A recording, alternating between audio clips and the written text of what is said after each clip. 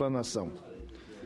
Excelentíssimo senhor Blairo Maggi, presidente desta comissão, em nome de quem cumprimento a todos os integrantes da mesa, senhores senadores presentes, em nome na pessoa do senador Jaime Campos, do nosso Estado, cumprimento a todos os senadores e parlamentares aqui presentes. Senador Blairo Maggi, em nome da OAB Federal e da OAB do Estado do Mato Grosso, que sou oriundo, sentimos-nos muito honrados em poder vir aqui debater tema tão importante para o nosso país, para o desenvolvimento do nosso Brasil, bem como tema que aflige todo o interesse da comunidade internacional, que extrapola as nossas fronteiras. Para isso, necessário se faz retrocedermos para os idos de 2005, especificamente no Estado de Mato Grosso. 2005, o Estado de Mato Grosso foi palco da famosa Operação Curupira, onde Vossa Excelência governava o nosso Estado. Ali se demonstrou e se publicizou o caos em matéria ambiental numa determinada região do país. O Estado mostrava-se ineficiente, pois não sabia quem estava fazendo, o que se estava fazendo e onde se estava fazendo. O braço estatal, e quando eu digo Estado, eu estou falando poder público, União, Estado e município, não tinham condições, principalmente nos estados da região amazônica, de enxergar quais as atividades estavam sendo desenvolvidas nessas regiões do Brasil. Enfim, estourou-se a Operação Curupira, que serviu de um marco inicial para que determinadas ações na área ambientais fossem levadas a cabo. E uma delas, e aí tem que parabenizar a Vossa Excelência por a corajosa ação de trazer para o Estado de Mato Grosso, através de termo de cooperação, a responsabilidade pelo licenciamento ambiental, ou melhor dizendo, a gestão florestal do Estado de Mato Grosso, foi trazida para a competência do Estado. Tendo, a partir daí, debruçado na elaboração de legislações que pudessem, de uma forma ou de outra, contemplar o desenvolvimento e a realização das atividades agroindustrial no nosso Estado de Mato Grosso. Mais para frente, a Lei da Mata Atlântica veio, de fato, conceder essa atribuição ao Estado. A partir daí, nós enfrentávamos um outro problema, que era construir uma legislação que pudesse trazer da clandestinidade,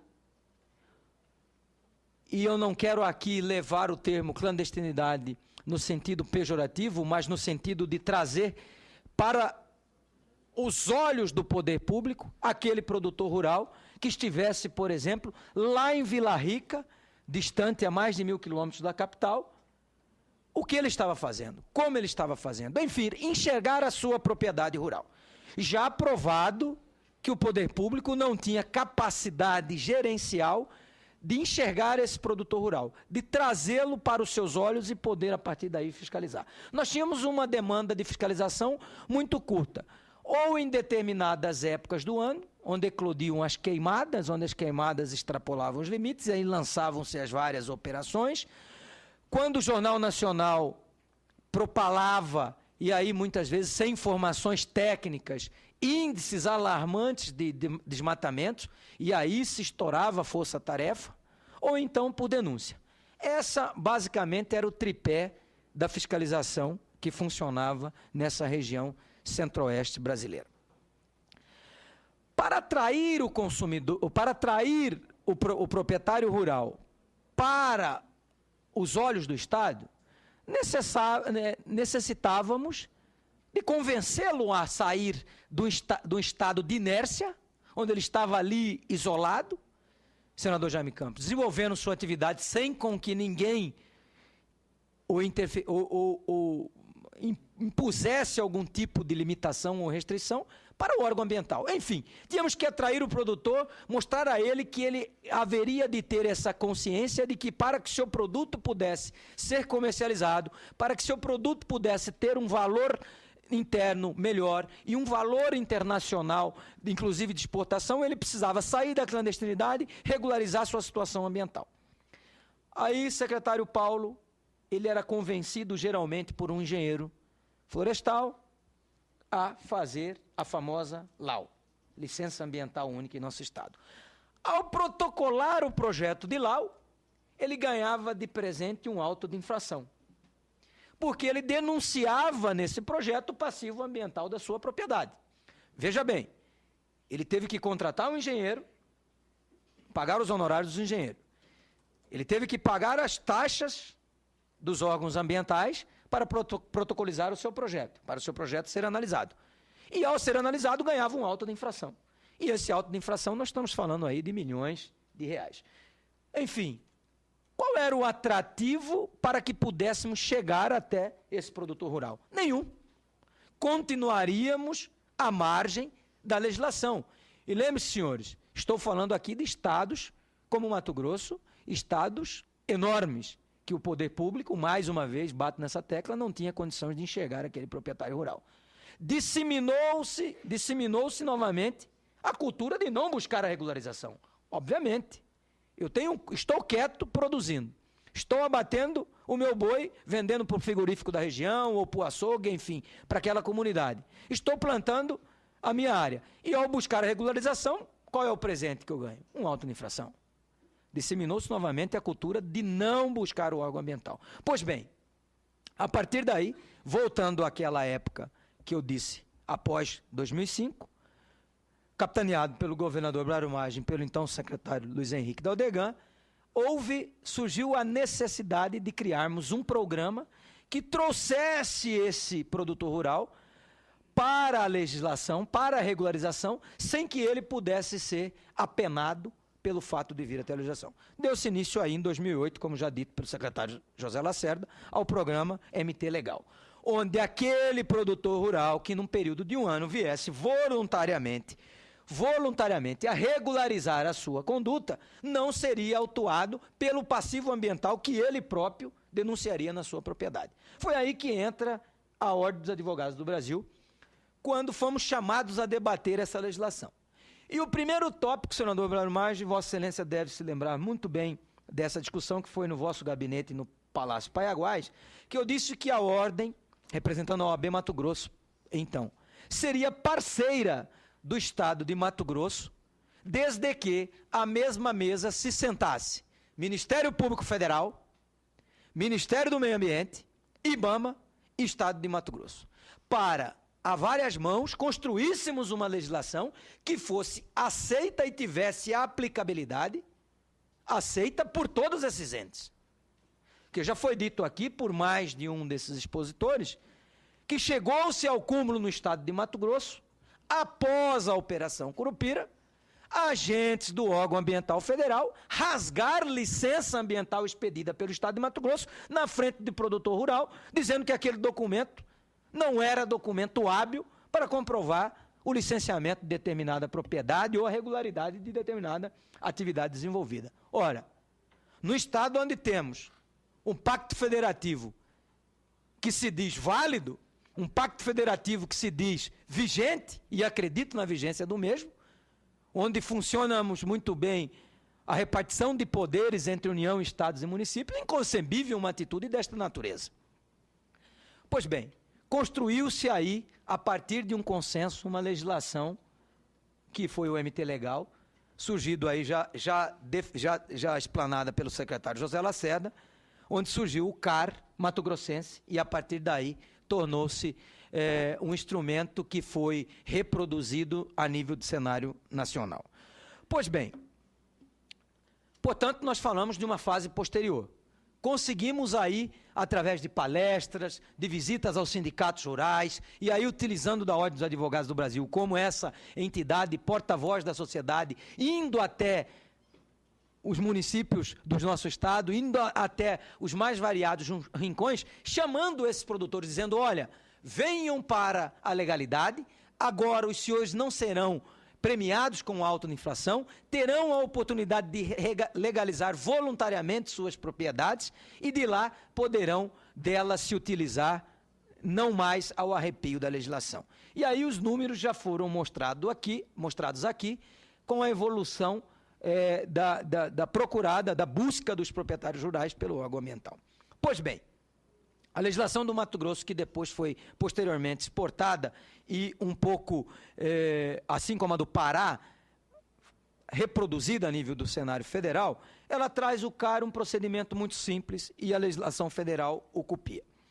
Cadastro ambiental rural, onde num primeiro momento o proprietário faz um memorial, podemos chamar de descritivo do seu imóvel, delimita o seu imóvel, enumera a sua área de preservação permanente, discrimina e localiza a sua área de reserva legal,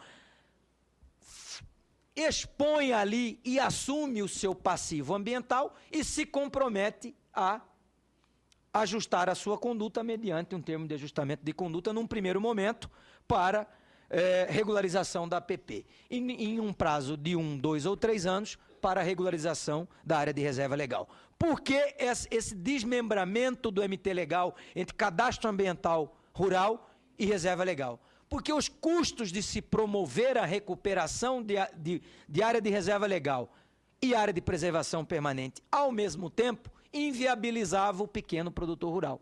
Então nós precisaríamos dar um prazo para que ele primeiro regularizasse a sua área de preservação permanente, que é intocável e indiscutível, e na sequência passasse a trabalhar a sua reserva legal. E isso foi feito. Adesões foram feitas, o MT legal rodou, com toda essa deficiência já exposta também pelo Rodrigo, de material humano, em que pese aqui há que se fazer um reconhecimento aos investimentos do governo Blairo Maggi na Secretaria de Estado de Meio Ambiente, dotando-a, pelo menos, do material humano necessário para poder girar o programa. Pois bem, passo seguinte, nós nos deparamos com agora o novo Código Florestal. Discussão essa que permeou essas casas legislativas por um longo período e chegou-se a essa minuta da Lei 12.651.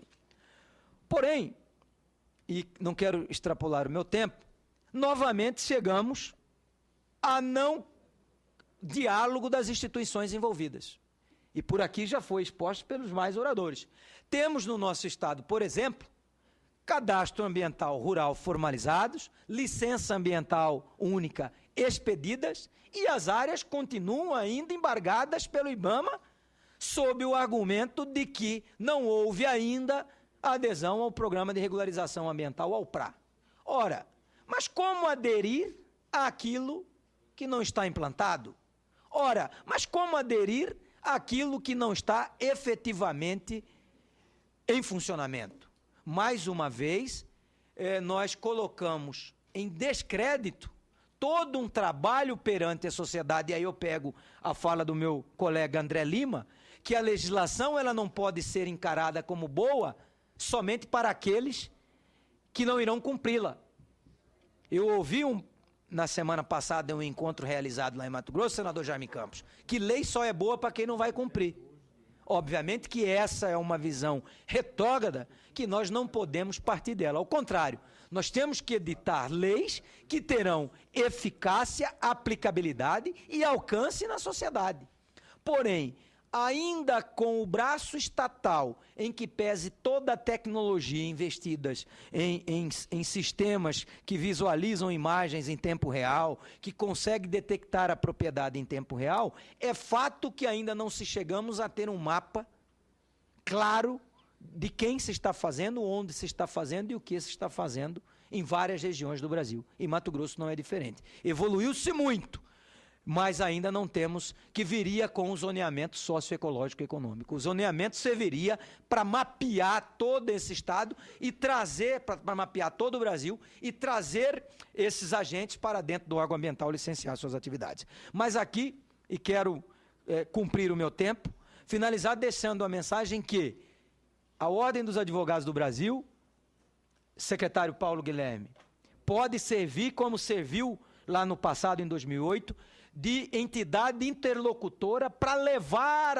aos rincões brasileiros a necessidade de atrair os proprietários rurais, os produtores, para a legalidade em busca do órgão ambiental. Mas para isso nós precisamos da compreensão do Ministério do Meio Ambiente, precisamos da compreensão do IBAMA, que Datavene, com todo respeito aos dirigentes, e aí vem os dirigentes de cima, dificultam essa atuação.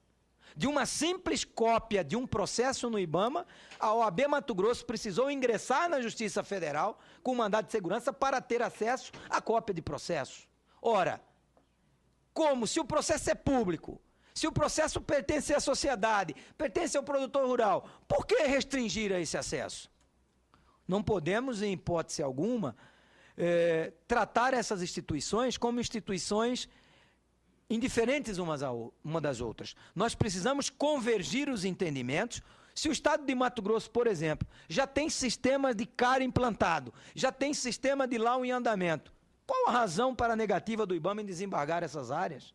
Ora, nós precisamos fazer com que as autoridades se conversem, nós precisamos fazer com que as autoridades sentem à mesma mesa, e a legislação do novo Código Florestal vai ainda mais adiante. Apenas o fato de protocolizar o cadastro, está escrito no Código Florestal, e enquanto estiver pendente análise pelo órgão ambiental, é considerado o cadastro efetivado.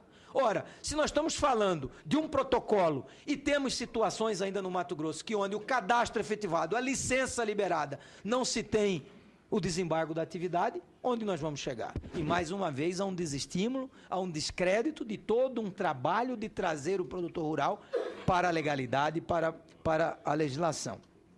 Portanto, senador Blário, eu não sei como o senhor vai conduzir a audiência, mas se houver no decorrer do tempo a possibilidade de dispormos, estaremos abertos para completar o nosso raciocínio, mas dizer que há necessidade urgente da União de realizar a sua parte, normatizando e regulamentando aquilo que o Código Florestal lhe incumbiu. Muito obrigado e coloco a Ordem dos Advogados do Brasil como entidade parceira e disposta a levar aí a cultura e disseminar a necessidade a todos os rincões brasileiros dos produtores virem buscar o seu licenciamento dentro dos órgãos ambientais. Muito obrigado. Muito obrigado.